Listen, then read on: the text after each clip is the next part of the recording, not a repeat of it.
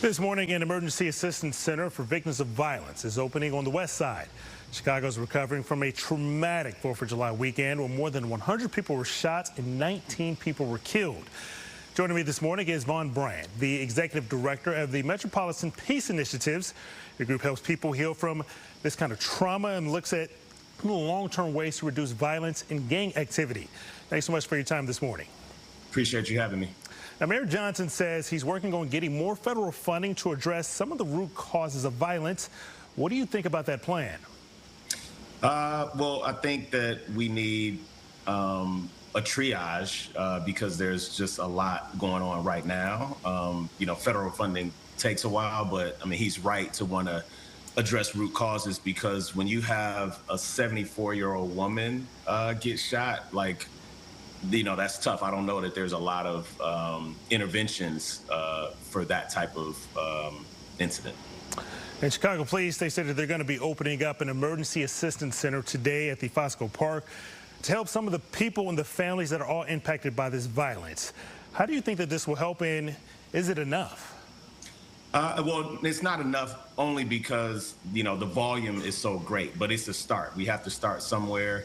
And, people have to have a safe place to go to address the trauma that they have. And, we have to get to a point where everyone doesn't feel the need to have a gun. And also we have to get to a point where people don't address their conflicts with gun violence because, in my mind, there's very, very few conflicts that should rise to the level of ending in gun violence.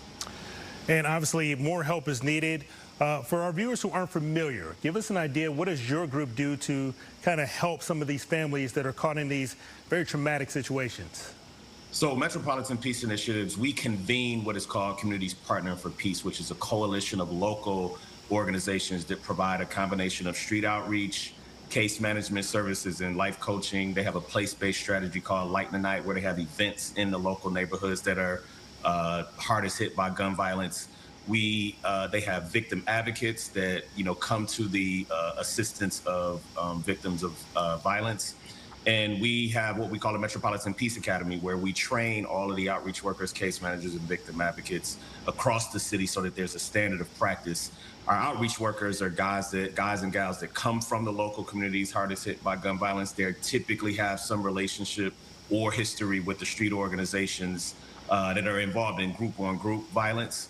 So they have a license to operate in those particular neighborhoods. And so, we have sort of a niche that we're looking at for people who are most likely to shoot, be shot, retaliate, that sort of thing. So, we've created an ecosystem over time where we have relationships with the hospital. We cross-train with the police. I wouldn't say we necessarily work with the police, but we are going to be in the same spaces. We do have the same goals, and we have to know the rules of the road of, how we're going to operate and how they're going to operate to get the same goal met. And yesterday, we polled our viewers about what they thought was needed to help curb this violence. We saw over 100 people shot this past weekend, and an overwhelming amount of people voted for harsher penalties. In fact, 81% of people who voted on our poll voted for harsher penalties.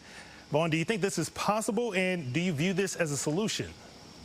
I don't, because I think we've been down this road before. I think high incarceration rates, all that does is put us in a position where when those people come home, then, we have to, figure out how to get them reacclimated into society. So there has to be a healing element to it. And I just don't see that prisons is the answer because we've done that before. Well, hopefully we can all find some answers soon. Vaughn Brand, thanks so much for your time this morning.